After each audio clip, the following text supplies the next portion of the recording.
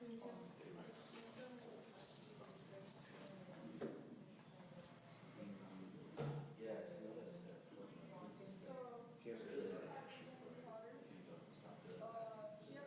what's he being, what's his other?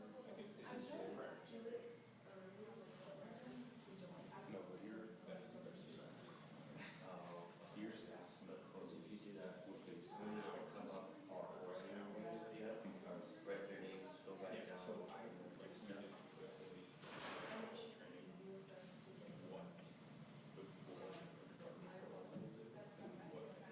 It's so weird.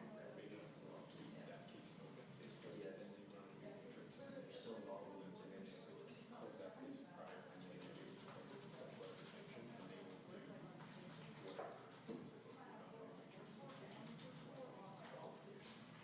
or it's something close it, then they still have jurisdiction to sanction on the whole case, but they have less jurisdiction to post break. Basically, they don't run it, it doesn't stop them, but they make them choose not to run it. They still could, this old one's not. No. Basically, Some of them are in the morning document, but like continuous, I don't know. They're all in a relatively good mood today, so they're all in a relatively good mood today, so it should be good enough. That's the whole place. We try to maintain that. Yeah.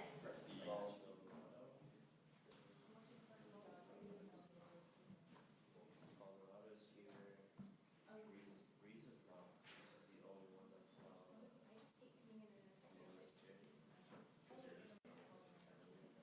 No, I just don't. Oh, it's actually like this. Yeah. It's just supposed to be. I see there's always a traffic case.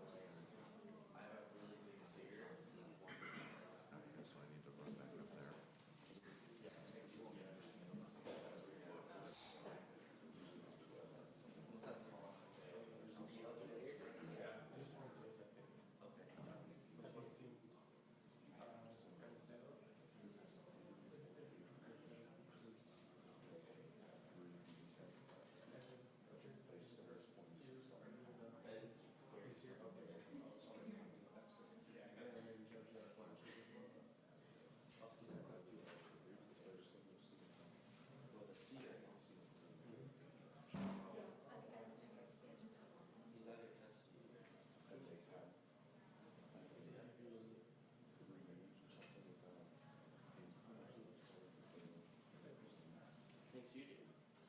You only in one courtroom, or are we sharing? With Blanche, but I just have one case there now. Oh, It sounds like I'll finish you first. Let me tell the Lance bailiff. Lance was bailiff for the neutral.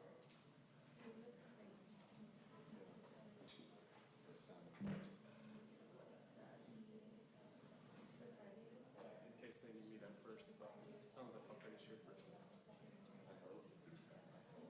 It's always the home. Yeah. Do you know what the case is all about? Huh? Do you know what the camera's all about? Yeah, we had one case today that's And then Friday.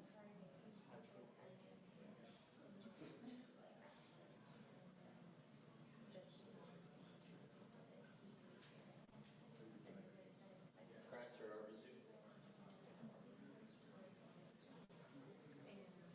We're sharing Spanish interpreter. He's here now. Just if you need him, let me know. I believe we both use him for only one case. Might be a while. And so the judge asked all investigators.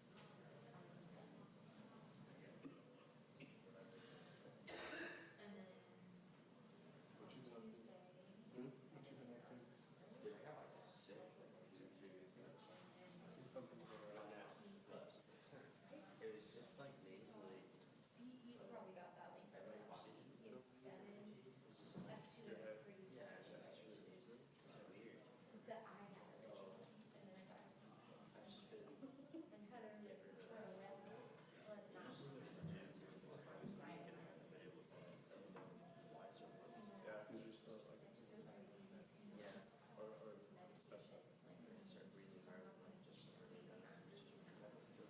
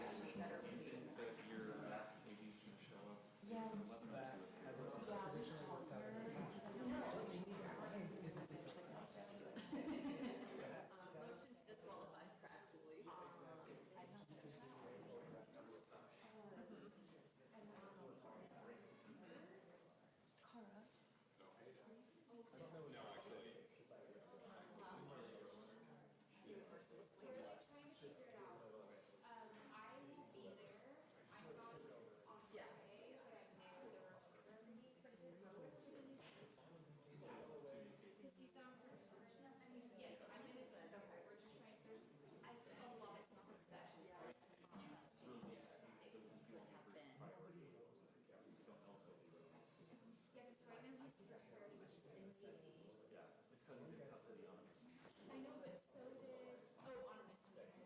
But the second guy also just. So like all their priorities getting shifted around. I always say, you gotta get a hobby. Time, like, some people read books. I've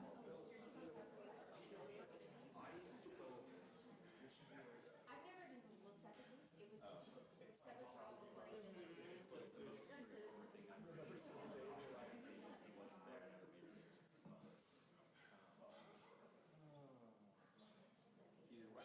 Either way, if you would take that to the family, I think it saves like working on there. It puts them in like a full position and it gives my guy a little bit of hope that he's not. Even though,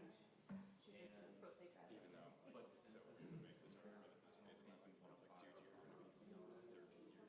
to make this argument in this phase of my life, it's like, dude, you're gonna be 13 years younger than me by the time you get out. Just think it over. Yeah. Otherwise, We're talking about this because we do have right and send me to the, if you find it appropriate, send me the. All right. Right now, proceedings is $1. Third district court is now in session. Honorable Judge Saunders, student presides. Seated, please.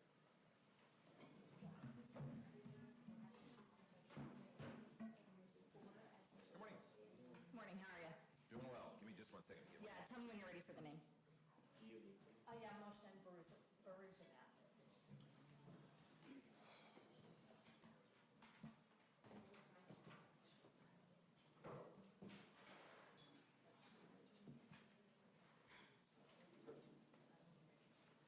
This was like good old days, right?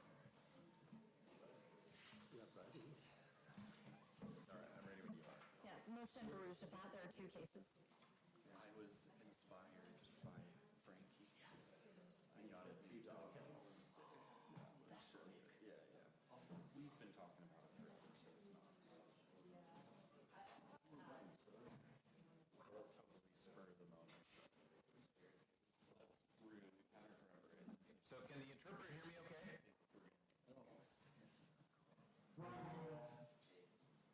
Oh, Moshin, do you feel you need an interpreter? No, I'm good. Yeah, I've worked with Moshin before, Your Honor, and he's responsive to my questions. I feel like he understands.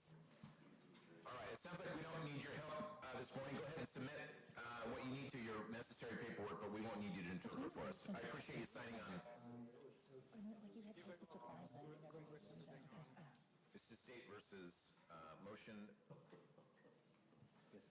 Last name. Baruja Rosifet? Who's your Rossifet? Okay. I apologize. Can we get appearances, please? Elise Lockwood with LDA for the defense. Madison Bar for the state, Your Honor. We've got 2 cases on the calendar. Looks like they're both orders to show cause. Is that right? Oh, No, one is a scheduling conference. It's an older one from 2024, but there is no disposition in it. what are we doing today? So, Your Honor, before I decide what I want to set this for, I do want to argue for Moshin's release from custody. So, as you can see, Your Honor, there was a case where we entered a plea back in 2023. Moshin was compliant with probation for several months, about 6 months, before there was a progress violation report filed. Then later on, we had that 2024 case come in, and we didn't see him after that time. And so it's been well over a year. And so I understand that the court could have an inclination that we haven't seen Moshin, we don't know where he's been, we want to keep him in custody to be able to move these cases forward since they've been still for the past few years. However, I do want to point out that during that time, it appears that Moshin has had no other altercations with the police. I haven't been able to find anything in justice court or district court for that time. During that time, he has been able to find housing. The VOA, I think, assisted him in there too. The thing that I mainly want to point out, because it's been since 2022 since we handled this, Moshin has quite a history before. In his country of origin, he was tortured. He has a really severe PTSD diagnosis. There's a lot of medications that he takes. He's not getting those medications in the jail. I asked him why he stopped reporting to probation, and he was really candid with me. It was because he started using drugs again. And that was really devastating for him because that had been on the heels of him doing over like 26 months, I think he said, of sobriety after doing treatment at Odyssey House. Before he was picked up on these warrants, he had been checking in with Odyssey House, seeing if he could go back, and so he has all intention to do that. I would say if the court is not necessarily inclined to release him today, I do have a plan, whether he's released or not, to help him connect with some treatment at Odyssey House. But the thing that is most concerning to me right now is that Moshin is not getting the medication he needs. And I know that he can, and that he has been very self-reliant in doing that with the BOA. This is really scary to me because, you know, one of the things that happened during this time that he was out to warrant, he has had several suicide attempts, landed in the hospital, and I'm very worried about what his care and capacity is like if he is not getting the medications that he needs. So I would ask for the court to consider his release today. Thank you. What's the state's position? Your Honor, I appreciate Ms. Lockwood's concerns. The state's concern is that the defendant has been out to warrant for almost 2 years. It is a 2024 case, but we haven't seen him for 2 years, and so I do worry about getting him to court. I know he hasn't had any violations in that time, but he does have a history of domestic violence, which I think at least 3 or 4 prior convictions. So the state would object at this time. Where's he going to be staying? Your Honor, he has housing, and so it's in approximately 400 South, 300 East. So he has 100 South. 100 South, sorry. So he has housing that he can return to right now. He is not unhoused.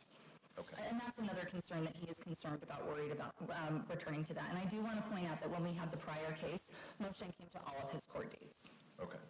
So from my review of the file, it looks like the case has been out for a while. Originally, I think there was a request for a $1,500 bail in the case. But I think Mr. Bujarsfat, I'm going to give you a chance to demonstrate to the court that you are going to meet all of your deadlines, come to the court, work with your attorney, do all the things that you need to do. You're going to be required to be supervised by pretrial services. Well, actually, Judge, because he is on APT in the other case, could you just order him to go back? APT or Salt Lake County? That's a really good question. Was it Salt Lake County? Could we order him to Salt Lake County? Yeah. He's on Salt Lake County probation. So you'll need to report to your probation officer in the other case. Yes. Follow through, make sure that they know about this new pending case. Do all the things that they tell you need to do. Stay in touch with Ms. Lockwood so we can move the case forward. Of course. With that in mind, when do you want to come back? Do I have to do that on the Monday if I release it from the I think by Monday. Monday? Yeah. By Monday at the latest. The best thing to do is to check in as you leave the jail at the jail reentry center. Today, earlier. Well, I'll talk to you back there about it. I'm glad you're concerned about checking in quickly. Oh, don't apologize. You're good. Those are good questions. Your Honor, if we could come back on the 13th. Friday, March 13th at 1 o'clock. That will be for a second scheduling conference in the pre-resolution case and then an order to show cause in the other. Okay, sorry, that's at 1 o'clock, not 9. Yeah, 1 o'clock. I'll come back this with you, okay? Appreciate it. Thank you. Okay, thank you, Judge. That's all I have. I'm ready with Billy Railroad.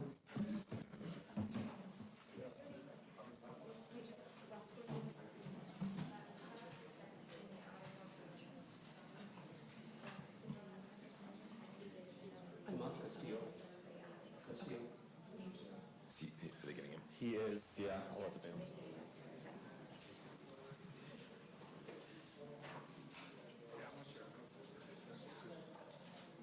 If you don't, I will.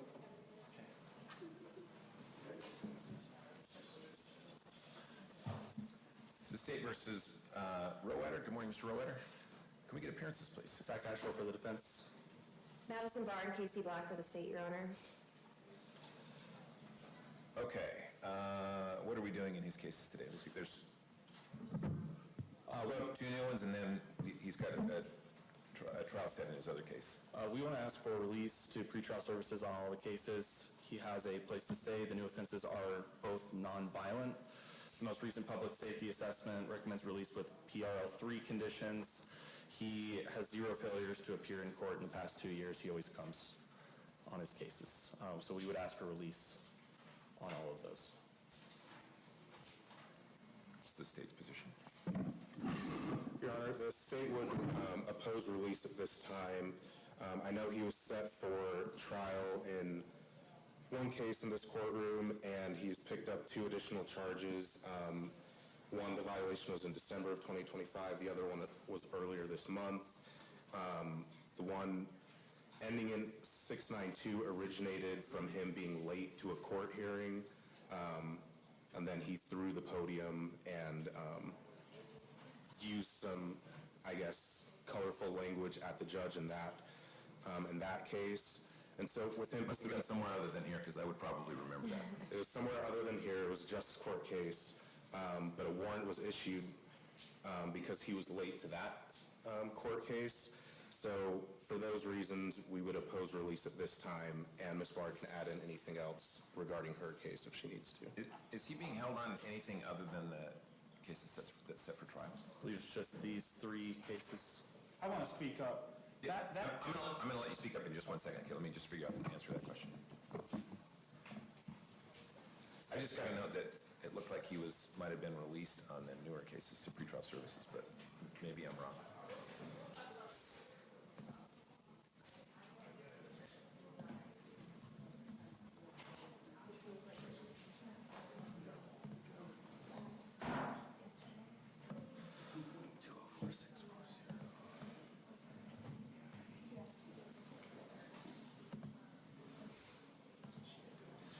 Judge, I show that he has bail amounts on all 3 of these cases still. They're all open. He was released, and then it looks like maybe it was revoked, but it was probably because he was in custody on the other case. But, Right, so the second case he had been released on, and then the third case came around, and then he was held on all of them. okay. So if there's something you want to address, I'm willing to let you do that. I'll just tell you right now, I don't need an explanation for what happened in the other courthouse. I don't want to get into a debate about that. All right. I'm not going to factor that into my decision. Okay, I just want to factor this into your decision. Some of these cases are over 3 years old for an infraction, and so my speedy trial is tolling, and my victim hasn't showed up twice, and I'm asking the case to be dismissed because I know they're going to be dismissed because they should have never pulled me over on these cases right here anyway. And I took the card back to the bank to try to return it, and I got it on camera. Okay, it's best that you not discuss the facts of the case. I want to dismiss her, and I want a speedy trial on all the charges. I don't want no more persuasive rhetoric or no BS. And I need a rehab. I have asked for it 15 times, and they keep on delaying things for 3 years. Okay, I appreciate that, Mr. Rolletto. I'll make sure that the record reflects that you've requested that we respect your speedy trial rights, and we will certainly do that. I'm not going to change your custody status at this time. Do you want to set the 2 new cases for prelim, or how do you want to proceed? The other case is set for trial, right? It is set for trial. The 2 new cases are going to probably need to set those if he's going to invoke his speedy trial rights. And the witness isn't coming. Hang on a second, Mr. Rowetter. I'm just trying to work on how we're going to get your case. I want to set them for scheduling conferences on the same day as our final pretrial conference, and Mr. Hurst is going to be on those cases. He can address what he wants to do with those at that time. That's just 2 weeks away, so. Okay. Second scheduling conferences in those 2 cases on the 12th, final pretrial conference on the other case, also on the 12th, all at 9 o'clock. We'll see you then. Thank you, Judge. When's the trial? 2 weeks.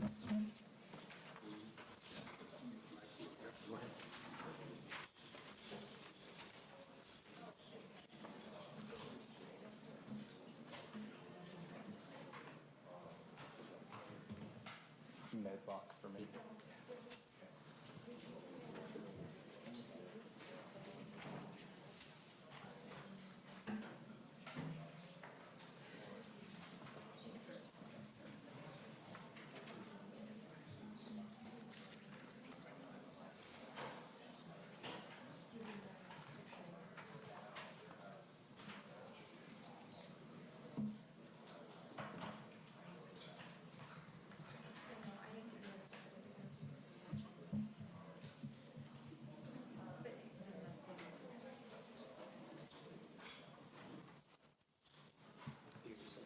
Medlock. Mr. Peterson. Prison, I work for you. I'll come talk to you after we call the case. This is State versus Daquan Medlock. Good morning, Mr. Medlock. Good morning, Mr. Sharp. Can we get appearances, please? Taylor Hastings for defense. Casey Barr for the state. Set for a first scheduling conference. What are we doing today? So, Judge, there are some other cases, and I filed my appearance yesterday, so I'm going to need all the information. I need to set a plan, so I'm just asking for March 31st for another scheduling conference. Do we need to... Are these cases that are going to come to me? Oh, no, they're old cases he was already on probation with you. Okay. I'm sorry, when did you want to come back? March 31st.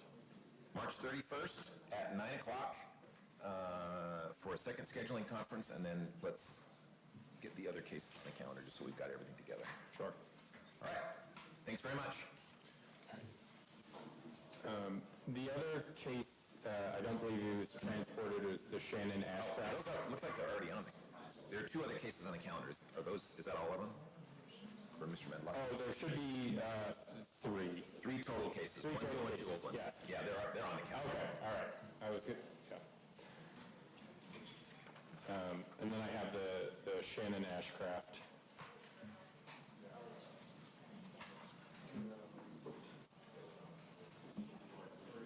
Throw this on Gus.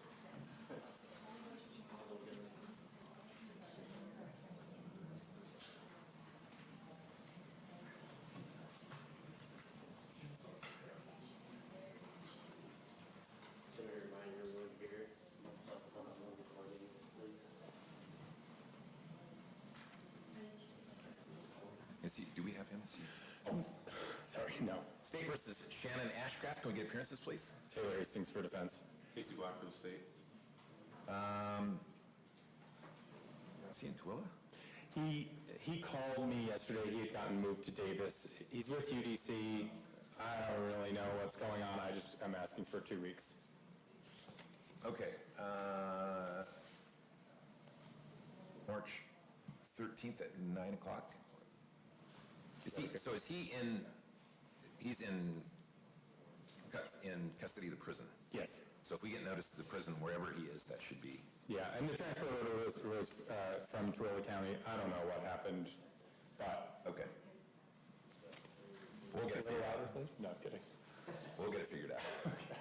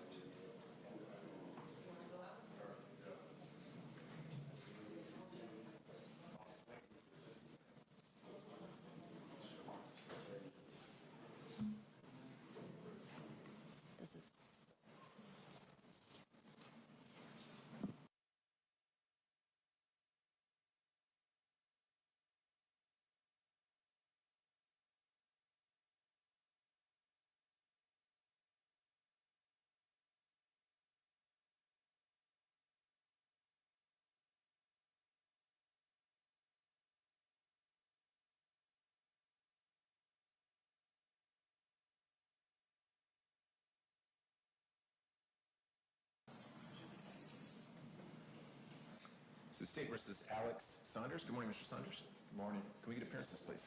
Here's the caller for Mr. Saunders. Card open for the station. We're set for a first scheduling conference. What are we doing?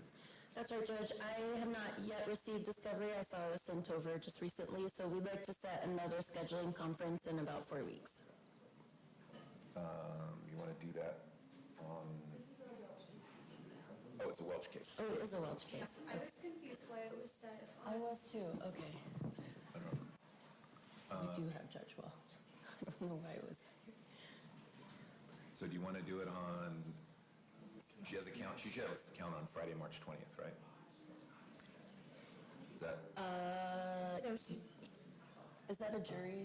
on March 20th? Yes, because it would be an off Shaughnessy. It's one that I don't have one, so she should have one. I'm actually out of town that day, and so is the majority of our team, so I'd ask if we cannot do that day. So how about the 6, or the April April 3. April 3rd? Sure. That work? Sure. Friday, April 3, 9 o'clock with Judge Welch. Okay, welcome.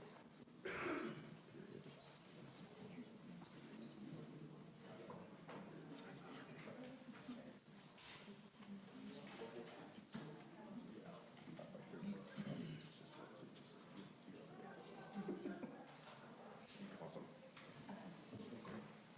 Okay, Crystal Gomez and then Joseph Jimenez. Morning, Judge. Good morning.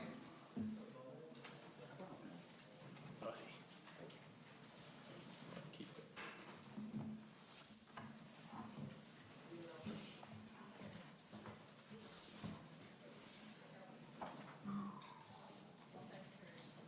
And Judge, I'm starting with Crystal Gomez. Okay, thank you.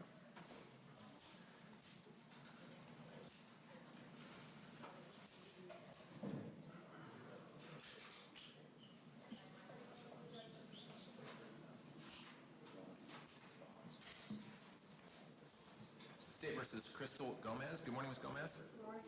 Can we get appearances, please? Joshua Dossel on behalf of Ms. Gomez. Casey Black for the state. Looks like 2 cases on the calendar, both set for scheduling conferences. Yeah, Judge. So I'm going to have a social worker come and talk to Ms. Gomez, get a little bit more on her mental health background. Ms. Gomez would like me to address her detention with you. I understand where we're at. She was previously released, failed to appear, and has new charges, but she has told me she would appear in the future. I'll submit on that. Okay. What's the state's position? The state would have closed release based on failure to appear in the past and picking up new charges. All right. I'm not gonna change her custody status at this time. With that in mind, when would you like to? Judge, if we can come back 4 weeks, that should be enough time for me. Gonna do the March 31st. That's a Tuesday. That's great. Tuesday, March 31st, 9 o'clock. That'll be the last scheduling conference. So if we don't have a resolution, we'll set a preliminary hearing. Thanks, Judge. Thank you, Crystal. And then next, I'm going to handle the Joseph Jimenez matters.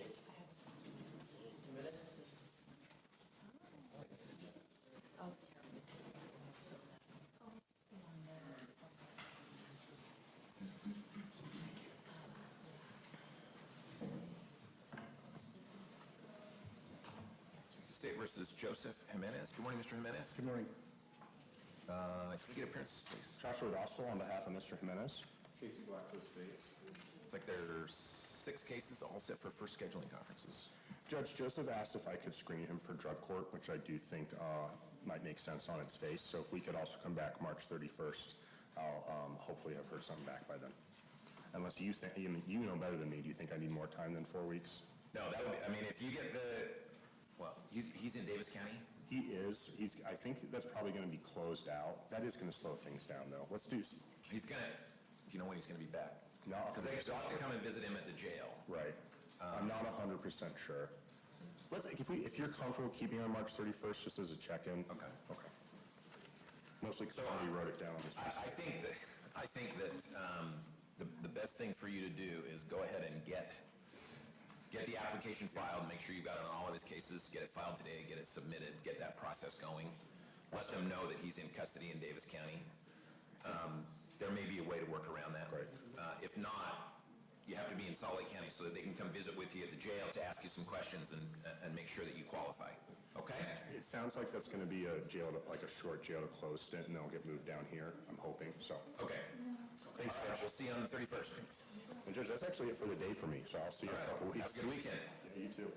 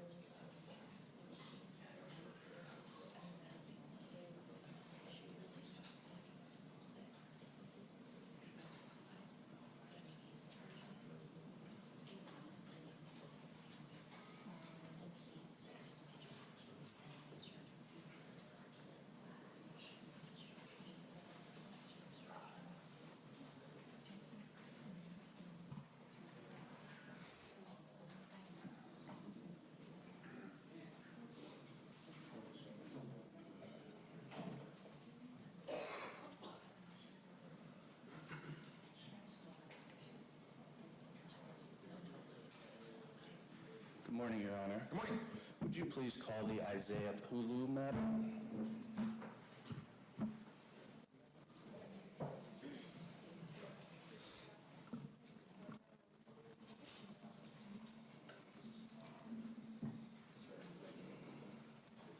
State versus Isaiah Pulu. Good morning, Mr. Pulu. Can we get appearances, please? J.P. Bremer appearing on behalf of Mr. Pulu. Brad Cooley for the state. Matter set today for a first scheduling conference. What are we doing? Your Honor, it's actually a scheduling conference / detention hearing. Correct. So we would ask to address detention at this point. Go ahead. Thank you, Your Honor. I would turn the court's attention to the bail statute. The first thing that I'd like to remind the court of is clearly, we're dealing with murder charges. However, the way the statute is written in the first subsection, or subsection 1A, it talks about charges that are not eligible for bail. And those include capital murder or capital felonies, aggravated murders. So the message that the law is sending to the court there is that when there is a murder charge, it's not automatically it's not automatically denied a right to bail or pretrial release. So in this case, I would argue for that. I understand the severity of the charges. However, I would also remind the court that the Supreme Court has said that the right to bail is not punitive, it's regulatory. And I think in a case like this where clearly such a tragedy, it's human nature to want to punish someone immediately. But the analysis that we have to do here is not an analysis of punitive measures, but it's an analysis of risk management. There are two prongs that the court needs to consider from subsection C, and that is if the individual is a substantial danger to the public and if the individual is likely to flee the jurisdiction. So after Mr. Pulu was arrested, there was a public safety assessment done on Mr. Pulu. That public safety assessment reflects his young age. He's only 25 years old. And it also reflects his lack of criminal history. He has no substantial criminal history at all, and that public safety assessment recommended pretrial release with certain conditions. Now, since that public safety assessment has been done, obviously an information was filed with different charges, but the facts haven't changed. Mr. Pulu, as I mentioned, doesn't have any criminal history. He is not a violent individual. I wanted to read from the police report, if the court would entertain it. Yeah, go ahead. About Mr. Pulu.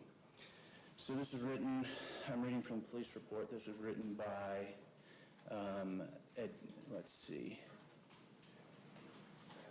as the author, as an officer Cropper. In talking about the situation, he said, while speaking with Isaiah, he appeared very concerned. A few sentences later, he said, after Isaiah realized the three were deceased, tears swelled up in his eyes, and he appeared to be in disbelief. He moved towards the curb and sat down. Officers remained close to Isaiah until he was later taken into custody and transported to the police department for an interview with detectives. During that interview, to his own detriment, Mr. Pulu was incredibly honest. He was incredibly forthcoming. He waived his Miranda rights, and he spoke to the officers for an extended period of time. What I'm trying to show to the court is the character of Mr. Pulu. This is not an individual who's ever committed a violent crime before. I'm not going to litigate the facts of the case here, as I'm sure the court would not want me to. But I would like to talk about who he is. He is an upstanding member of the community. He has family support. He has support from his religious community. This tragedy, I think, was very, very circumstantial. And I think if he were released, I don't think he would be placed in any circumstances similar to those where he would pose a risk to anyone. Now, concerning his risk of not showing up or fleeing, Mr. Pulu is willing to to wear a GPS monitor. After this event occurred, he didn't make any attempts to flee. He notified the authorities right away. He stayed there. He answered questions. He didn't make any attempt to leave or to run away from this. And so I think that shows that he is not a substantial risk, flight risk. And so at this point, I would recommend that Mr. Pulu be granted bail, that he be granted the opportunity to wear a GPS monitor. As I mentioned, for the reasons that I mentioned, I don't think that he's a risk to anyone, and I don't think that he is a risk to flee. Thank you. Appreciate it. What's the state's position? State's opposed to release, Your Honor. As the probable cause statement lays out, there is substantial evidence to support the charges. In this case, the defendant caused the deaths of 3 people. They had been entrusted to his care due to their lack of capacity. And despite that, the defendant parked a van in which they were all passengers in a very small garage and left it there for 4 hours while he went inside and just hung out in his apartment. The additional factor which was discovered during the investigation is also described in the probable cause statement is that this was not the first time the defendant had engaged in this sort of conduct. He'd been written up just a month earlier for doing exactly the same thing.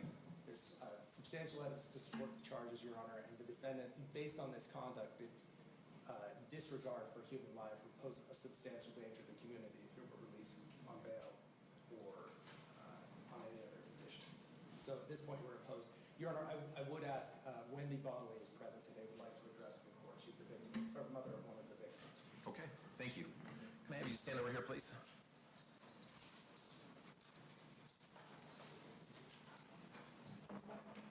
Good morning. Thank you so much for being here.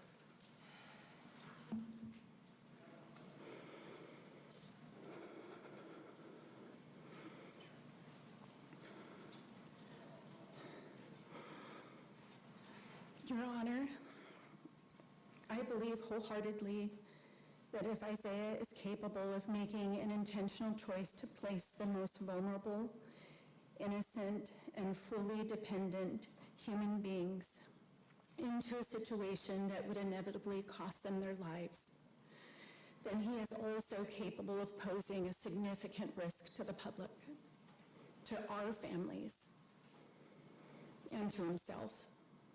Isaiah knew Colton, my son, Melissa, and Tim very well. He trained with them and worked directly with them in their homes and in their programs. He understood the severity of their disabilities. He knew that they had no voice of their own. He knew if left unattended for any length of time, they could unintentionally cause harm to themselves or to one another. He knew they were unaware of the dangers in public setting, with strangers, with traffic, with waterways, dangers that most people instinctively recognize and avoid. My son Colton was 100% nonverbal. Leaving him without support was like placing duct tape over his mouth. His severe autism prevented him from processing what to do in most situations, especially without guidance of responsible care staff. Developmentally, Colton functioned closer to a toddler in his ability to make multi-step decisions. If he had been given even a firm instruction, he would have followed it, trusting without question, not understanding the consequences. Leaving him alone in a closed vehicle in a small, dark garage, in effect, was like tying his hands and feet.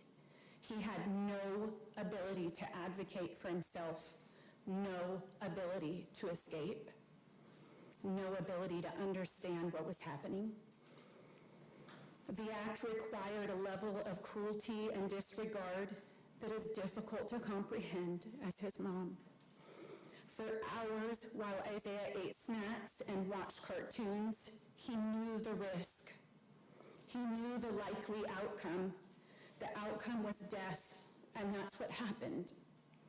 Our beautiful little boy, Colton Warren Moser, was reduced to a small plastic box. No parent should ever have to watch their child be diminished to a handful of ashes because of another person's lack of care, responsibility, and respect for human life. I speak not only for myself, but for all three families in pleading for the continued detainment of Isaiah in jail throughout prosecution. We are asking for the safety of community, for the protection of our families, and for the assurance that he cannot flee or cause harm to himself before facing appropriate consequences for his actions. There is no doubt in my mind that Colton, Mosa, and Tim suffered, that they were scared, and that they lost their lives. As a mother, this is a small request, one made out of respect for what we have lost. Thank you for being here. Counsel, I'll give you an opportunity to respond. Thank you, Your Honor. I would just, instead of just repeating my arguments previously, I would just indicate to the court that Mr. Pulu is willing to comply with any least restrictive measures given by the court. He would be willing to stipulate to protective order for the families. We'd be willing to stipulate to any conditions, obviously, that Mr. Pulu not work as a caretaker if he were released, etc. I do think that if we put those conditions in, that would create a situation where, again, we mitigate any risk for potential harm. I mean, he's lived in the community for 25 years, 7 years as an adult. He's never caused any harm to anyone else other than this incident. And so rather than get into the details of the incident, again, I would submit to the court. Thank you. I appreciate it, counsel. We are obviously in the very earliest stages of this case, and the court at this point has limited information. And while it's true that the defendant has apparently a limited criminal history, the gravity and magnitude of the charges in this case would provide anyone with incentive to flee and to not come to court. I am not comfortable at this point changing his custody status, and so the request for pretrial release is denied. Understood. When would you like to come back? We have started receiving discovery from the state. We have not had a chance to fully go through it and begin investigating the case. We can come back in about a month or 6 weeks, please. We could do April 10. Is that okay? April 10, April 24th? I can't do the 10th. Could we do the 24th? April 24, 9 o'clock. Do you want that to be in person or? In person, please, Your Honor. Okay, April 24, 9 o'clock in person. We'll see you then. Thank you. That's all I have. Thanks.